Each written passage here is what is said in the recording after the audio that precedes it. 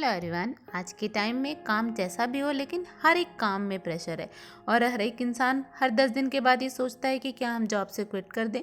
और जॉब से क्विट करें तो उसके बाद करें क्या जॉब से क्विट करने के बाद स्टॉक मार्केट को एज अ करियर ऑप्ट करना सही डिसीजन होगा।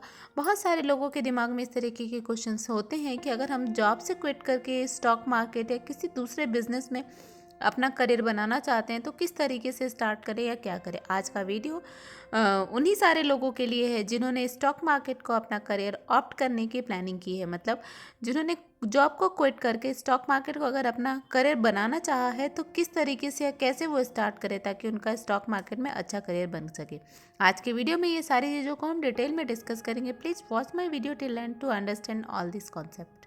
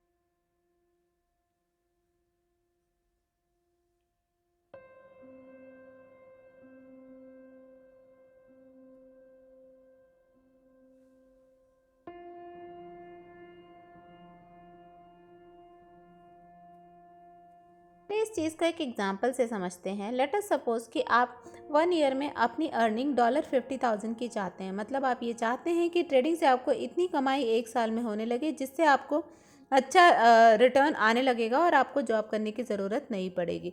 तो ऑन एन एवरेज आपने शेयर मार्केट को भी इतना समझ लिया है कि आप 20% की अर्निंग ले सकते हैं। तो अब इस कंडीशन में $50,000 को ईयरली अर्न करने के लिए आपने कितना कैपिटल लगाना पड़ेगा, इसको समझना बहुत ज़्यादा ज़रूरी है।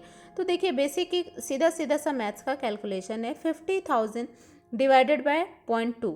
तो अगर आपने 50,000 को 0.2 से डिवाइड किया, मतलब आपको $2,50,000 अपने अकाउंट में, अपने ट्रेडिंग अकाउंट में रखना होगा in the form of investment. उसके बाद ही आप $50,000 रिटर्न ले सकते हैं ट्रेडिंग से।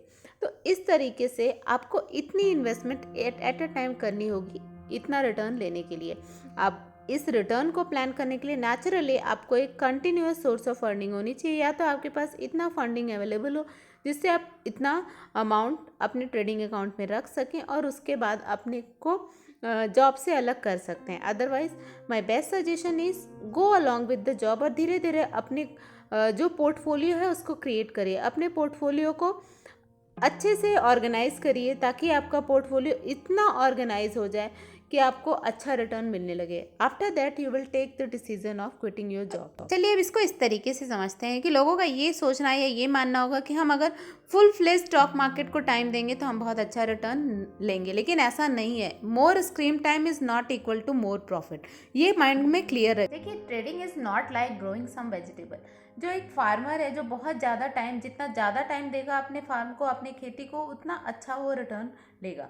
क्योंकि क्या होता है कि हम अगर खेती करते हैं तो खेती में टाइम टू टाइम मॉनिटरिंग की रिक्वायरमेंट होती है, और आप जितना अच्छा और जितना प्रॉपर मॉनिटरिंग करेंगे, जितना अच्छा आप उसको उसमें फर्टिलाइज़र डालेंगे, जितना अच्छा आप वहाँ पे टाइम टू टाइम उसको वाटरिंग करते रहेंगे, उतना अच्छा ऑब्वियस है आपको अच्छा ग्रो होके मिलेगा, आपको जो भी आपने क्रॉप ग्रो किया है, और नेचुरली उसको आप सेल आउट करेंगे तो आपको अच्छा रिटर्न मिलेगा। But trading is not like that. Trading is totally different from farming. Farmer जितनी अच्छी देखभाल करेगा उतनी ही अच्छी उसकी प्रोडक्शन होगी, उसकी आउटपुट निकल के आएगी। सो trading is not just like growing products in the field, but it is totally like you can say become a trained neurosurgeon। देखिए, न्यूरोसर्जन कितना लॉन्ग टर्म तक स्टडीज़ करते हैं, स्टडीज़ करने के बाद फिर वो अपना प्रैक्टिस करते हैं। आफ्टर प्रैक्टिस भी many a time they got fail, वो बहुत बार ऐसा होता है कि वो फेल हो जाते हैं। तो ट्रेडिंग एक्चुअल में एक न्यूरोसर्जन बनने की तरह है। ट्रेडिंग को हमको जितना ज़्यादा डीप में समझने की ज़रूरत है उतना ज़्यादा हमको समझना पड़ेगा, तभी हमको ट्रेडिंग में सक्सेस मिलने के चांसेस अगर ट्रेडिंग का मतलब एक न्यूरोलॉजिस्ट की तरह बनना है, एक न्यूरोसर्जन की तरह बनना है, तो उसके लिए हम बेसिकली क्या चीज़ें कर सकते हैं। देखिए, हमने ये समझ लिया कि ट्रेडिंग का मतलब ये नहीं है कि हम उसको रेगुलरली कंटिन्यूअसली वॉच करें।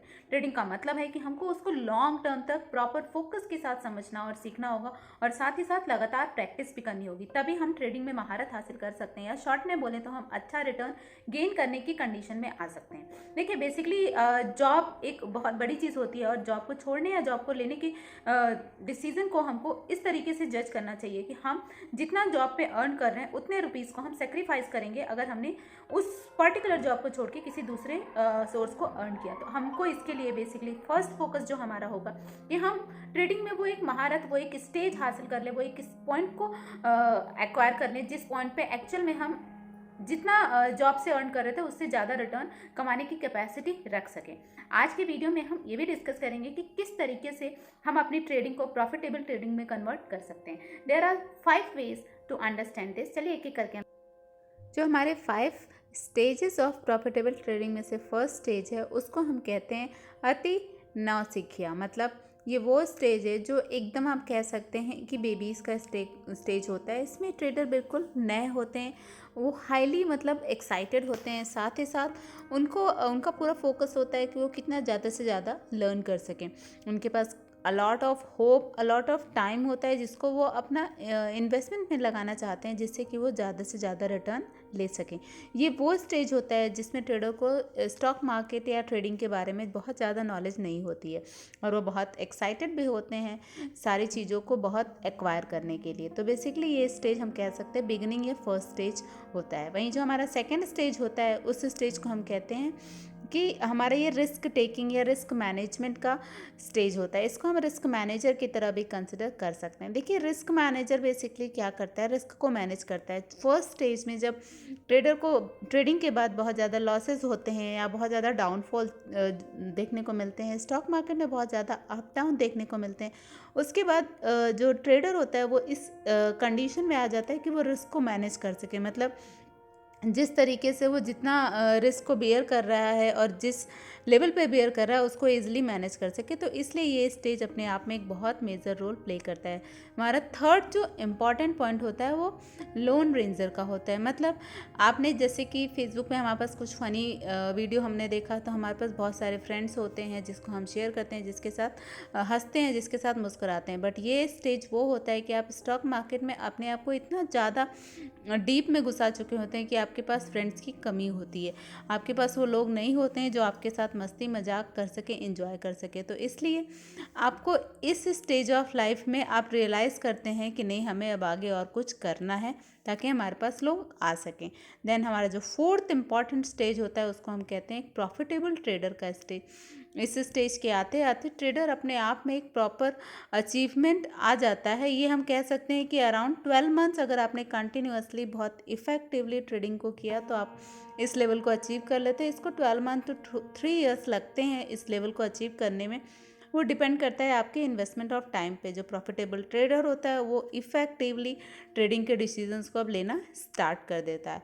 वहीं हमारा जो लास्ट स्टेज होता है उसमें हम कह सकते हैं बिजनेस ओनर की तरह हम निखर के आते हैं। तो मतलब this is a point of time जिसमें आप अपने जॉब से रिलेटेड कोई भी डिसीजन ले सकते हैं, बिकॉज यहाँ पे आप बिज़नेस ओनर की तरह एक्ट करने लगते हैं और यहाँ पे आपको ट्रेडिंग के बहुत अच्छे आइडियाज़ आपके माइंड में चलने लगते हैं। तो इस तरीके से जो 5 स्टेजेस हैं वो हमने एक एक करके डिस्कस कर। इस तरीके से स्टॉक मार्केट के हमने मोस्ट प्रॉफिटेबल ट्रेडिंग के 5 स्टेजेस को डिस्कस कर लिया। देखिए, बहुत सारे ऐसे लोग होते हैं जो फर्स्ट सेकेंड स्टेज के बाद वो स्ट्रेट वे अपनी जॉब को क्विट करते हैं और डायरेक्टली वो 4th या 5th स्टेज पे जंप करने की कोशिश करते हैं।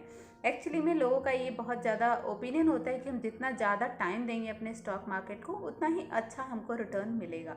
ऑब्वियसली आप ये कह सकते हैं कि आप ज़्यादा टाइम देंगे तो ज़्यादा सीखेंगे, और इट मे पॉसिबल कि जो मैंने आपको 12 मंथ से लेके 3 इयर्स का टाइम पीरियड बताया for become a good successful trader, वो इट मे पॉसिबल कि थोड़ा कम हो जाए। बट अलॉन्ग विद दैट बहुत सारे हमको कॉस्ट होते हैं जो कि बेयर करना पड़ता है। देखिए, हमारी जो फिक्स्ड अर्निंग आती है मंथली वो ऑटोमेटिकली रुक जाती है when we are going to quit our job. तो अभी अगर हम जॉब क्विट करके परमानेंट या फुल टाइम हम अगर स्टॉक ट्रेडिंग का डिसीजन लेते हैं तो यहाँ पे हमारी जो मंथली इनकम आती है वो रुकने के कारण हमारा स्ट्रेस इंक्रीज होता है, और जहाँ पे हमारा मोर स्ट्रेस होगा वहीं पे नेचुरली हमारे जो डिसीजंस होंगे वो उतने इफेक्टिव और उतने अच्छे डिसीजंस हमारे नहीं हो पाएंगे।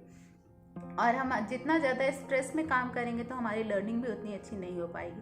तो इसलिए for good learning, for effective learning and for becoming a successful trader हमको ज़रूरी है कि हम फर्स्ट, सेकंड, थर्ड, फोर्थ जो हमारे 4 स्टेजेस हैं उन चारों स्टेजेस को इफेक्टिवली कंप्लीट करें and later on move on the 5th stage, और उसके बाद हम अपने जॉब को क्विट करने का डिसीजन लें। आई होप ये वीडियो आपको बहुत क्लियरली इन सारे कॉन्सेप्ट को क्लियर की होगी। अगर कोई भी डाउट है तो please write in comment. Thank